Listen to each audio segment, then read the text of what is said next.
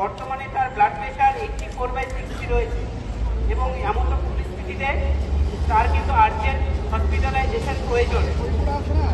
আমরা তাকে হসপিটালাইজেশনে অ্যাডভাইস করলে তিনি বলছেন যে তিনি তাদের সহনাগরিক বাকি যারা রয়েছেন তাদেরকে ছেড়ে যেতে তিনি অনিচ্ছুক। তিনি বলছেন তাকে যেন সেখানেই চিকিৎসার বন্দোবস্ত করা হয়। আমরা জুনিয়র ডক্টর স্পটের তরফ থেকে আমরা চেষ্টা করছি যাতে সেখানেই তাকে আইভি ফ্লুইড দেওয়ার সম্ভব হয়, সেই চেষ্টা আমরা West Bengal junior doctor spot আমরা করছি। তার সাথে সাথে অসিত কুমার আড়ি, তারও যে ব্লাড গ্লুকোজ সেটা অত্যন্ত কম, বর্তমানে সেটা রয়েছে 57। তাকেও ব্লাড গ্লুকোজ সাপ্লিমেন্টেশন প্রয়োজন। তার সাথে সাথে তার যে ব্লাড প্রেশার সেটাও কম, 90/70। তাকেও কিন্তু ইমিডিয়েটলি হসপিটালাইজেশন করে